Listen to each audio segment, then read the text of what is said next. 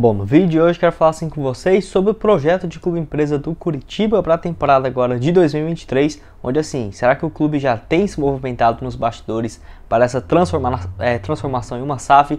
Enfim, quanto que vale o clube, como que está as finanças, né, em relação a receitas e também uma análise assim de outras empresas que estão, né, ajudando o Curitiba a chegar a esse valor ideal de quanto que valeria as suas ações. Mas antes de começar, vamos aproveitar aqui para deixar seu like, também se inscrever no nosso canal. Eu me chamo Gustavo, esse aqui é o canal Black Card, eu contei com a ajuda de vocês para alcançarmos essa marca de 40 mil inscritos, que já está bem perto, e também para você se inscrever aqui no nosso canal, no Black Card, que vai continuar recebendo conteúdos como esse, de projeto de clube empresa do Curitiba, tem também assim notícias do mercado da bola do Coxa, então se inscreve aqui embaixo para você acompanhar. E outro recado que eu quero falar com vocês, da BR4Bet, Casa de Apostas Esportivas, que assim, eu quero destacar os jogos do Curitiba pelas próximas rodadas do Campeonato Brasileiro. E lembrando, pela BR4Bet, você vai ter 100% de bônus no valor do seu primeiro depósito, tá? Por exemplo, você depositou assim R$100, você vai ter R$200 de bônus para começar a fazer suas apostas. Quero destacar que o jogo entre América Mineiro e Curitiba, no próximo sábado, jogo fora de casa, vitória do Curitiba pagando no total aí 2,18 fora de casa. Tem também Curitiba e Atlético Goiano no outro final de semana dentro de casa, Botafogo e Curitiba e Ceará, os próximos 4 jogos para você apostar do Coxa aí na BR4Bet, beleza? Bom, Curitiba hoje que busca assim a permanência na Série A do Campeonato Brasileiro, mas uma coisa que independentemente de permanecer na primeira ou se for rebaixado para a segunda divisão, é o projeto da SAF pensando na temporada de 2023. É justamente sobre isso que eu quero falar aqui com vocês, onde assim, o clube tem se movimentado, tá? Desde o final do ano passado, quando equipes como, por exemplo, o Vasco, o Cruzeiro, o Botafogo e o América Mineiro também, né, avançaram bastante nessa relação visando um projeto de clube empresa. Desde aquela época, Curitiba, atento no mercado, trouxe assim essas informações e desde aquela ocasião já buscava assim aprovação e mudança no seu conselho, que foi o que aconteceu no final do ano passado, onde mais de 95% dos sócios e conselheiros do clube aceitou essa mudança no estatuto, permitindo a chegada de uma SAF. Tanto que naquela época o presidente aí do clube do Coxa falou que a expectativa era de que ainda em 2022, antes de 2023, seria anunciado um novo investidor. Então a expectativa naquela época era muito alta, tanto que teve esses avanços assim e muito rápido. Até esperava mesmo de que ainda em 2022 teríamos alguma novidade em relação a esse caso, que até o momento acabou ainda não acontecendo. E os principais pilares da SAF dentro do Curitiba seria assim justamente a equipe buscar, né, algumas quitações das suas dívidas, principalmente que hoje ultrapassa a casa dos 250 milhões de reais. Agora eu quero falar um pouco mais sobre as dívidas do clube, além também assim de uma estrutura de gestão e governança corporativa, que é o que faz hoje o Cruzeiro, o Botafogo e também, no caso, o Vasco, que ainda não foi comprado pela 777. Então o Curitiba teria essa possibilidade justamente pensando numa gestão cada vez mais profissional. Um exemplo claro que eu estou inclusive usando a camisa aqui do Cruzeiro, né, que eu sou cruzeirense, é do Cruzeiro, que na minha opinião é o time mais bem organizado do Brasil nessa questão de ter realmente, porque é o único clube empresa, né, que tem realmente profissionais extremamente qualificados. O Botafogo também é uma SAF, mas eu vejo que não tem nem comparação os níveis de diretores, a parte do marketing do Botafogo em comparação com a que é do Cruzeiro, e também porque o Ronaldo já tinha um Valladolid e praticamente migrou o pessoal que trabalhava no clube da Espanha para o Cruzeiro, né? Então teve uma facilidade nessa questão.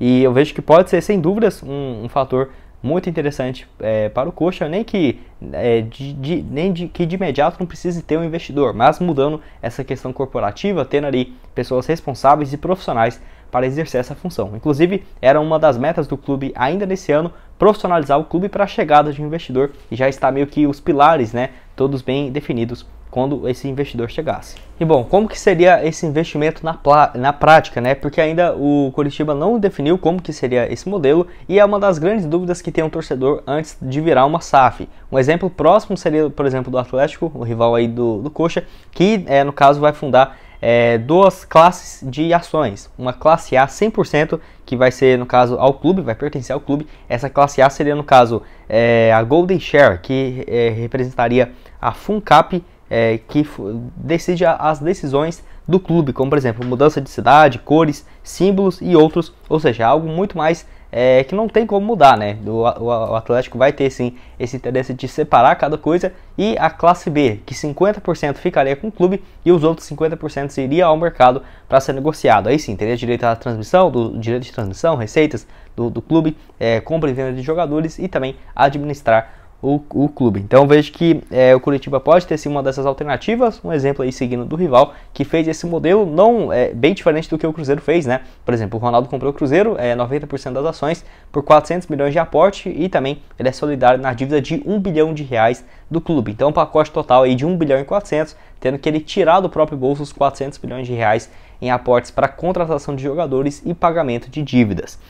Então o Coritiba poderia fazer algo próximo a isso. Eu quero saber a sua opinião, o que você acha, se você prefere ter cada uma dessas classes, né, para vender as ações, ou por exemplo a chegada de investidor e comprar um percentual maior para realmente mandar no clube, só não tendo, né, acesso, igual no Cruzeiro, por exemplo, no Botafogo e no Vasco, para não ter, né, esse risco de mudar o nome do clube, mudar cores ou símbolo ou de cidade, algo mais grave, né, que já aconteceu em alguns outros exemplos de clube-empresa espalhado pelo mundo.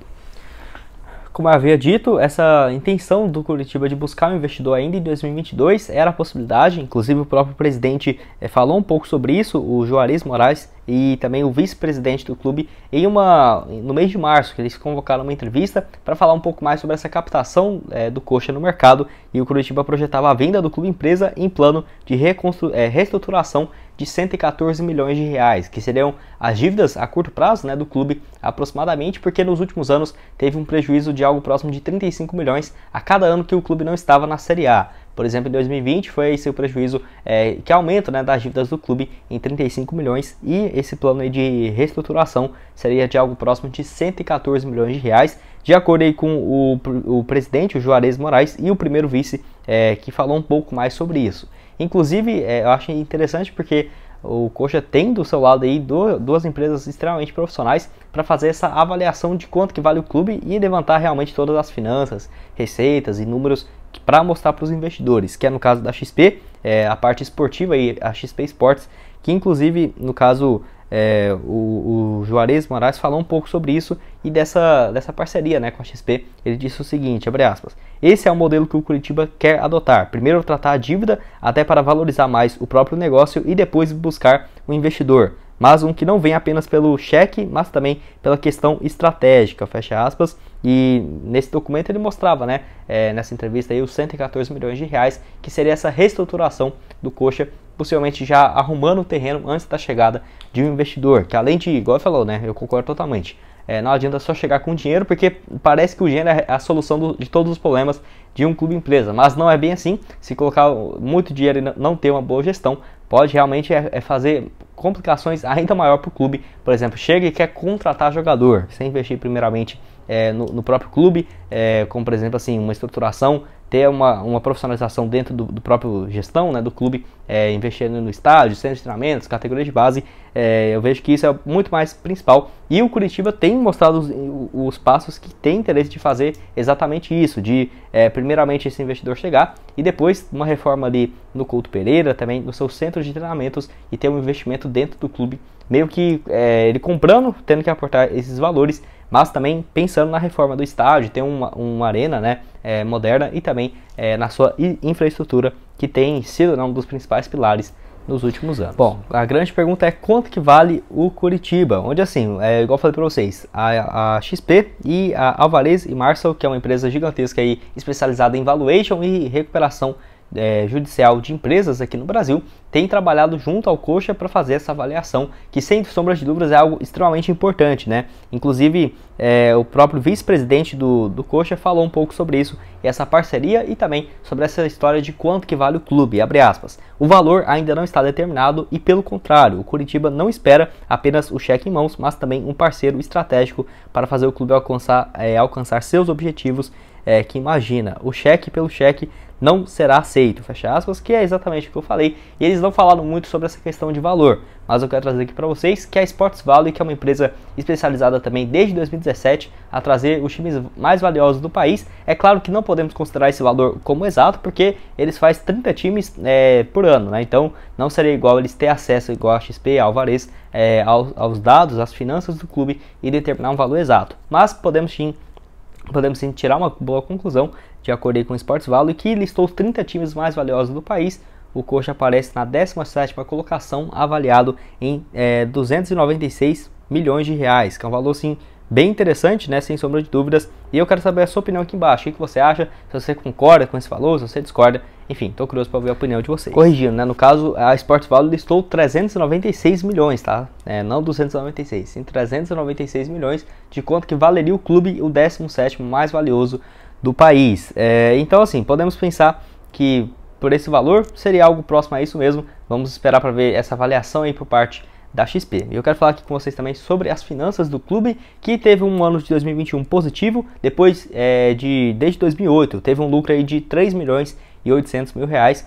Tinha muitos anos que o Coxa não tinha um lucro aí, e para você ter uma noção, a dívida foi reduzida em 7 milhões de reais e hoje é na casa dos 268 milhões, um lucro que não vinha desde 2008. E para você ter uma ideia, o pior ano do Coxa foi em 2019, com 50 milhões de reais de déficit, ou seja, aumentou essa dívida em mais de 50 milhões. A receita em 2021 foi algo próximo dos 80 milhões de reais, e a maior fonte de receita dos 80 milhões, 56 veio de direito de transmissão, 12 milhões de marketing e publicidade, 14 milhões torcida, bilheteria e sócios torcedores, né, no caso, e apenas 4 milhões de reais em vendas de atletas. Então, vamos ver aí os próximos passos do Curitiba, e eu vejo que é um clube que possa, sim, sem dúvidas, ter um potencial muito grande por conta da sua torcida, já tem um centro de treinamento próprio, um estádio também. Então eu tenho certeza que essa dívida aí parece ser alta, mas quando você vai converter esse valor para um euro, para um dólar, né, algo próximo de 268 milhões de reais, não é muita coisa, um pouco mais ali do que 40 milhões de euros, 45 milhões de dólares, então não é um valor assim totalmente fora da realidade. E eu quero saber a sua opinião, o que você acha dessa transformação em uma SAF? Quando chegar um investidor, você teria que fazer essas reformas, né, no centro de treinamentos, uma melhora aí no Couto Pereira, e também sobre essa possibilidade de ter uma estratégia muito mais do que só chegar ali pelo dinheiro, né? E se você concorda nesse valor da Sports Value em 396 milhões de reais avaliado o clube. Bom, esse foi o vídeo, espero que tenham gostado. Não esqueça de deixar seu like, se inscrever no nosso canal, ajudar nós a chegarmos a essa marca de 40 mil inscritos aqui no Black Cartel. Aqui na tela final vou deixar essas duas sugestões de vídeo para vocês, uma do mercado da bola, que nós já trouxemos aqui também sobre a equipe, e outra aqui do projeto de Clube Empresa, onde eu falo um pouco mais sobre outras atualizações, caso você queira ficar por dentro desse assunto. E o link aqui embaixo na descrição da BR4Bet para você começar a fazer suas apostas nos jogos aí do Coxa no final de semana, e também desses que vai ter na Copa do Brasil, Libertadores, com 100% de bônus no valor do seu primeiro depósito. Muito obrigado a todos por terem assistido até aqui, e até mais, valeu!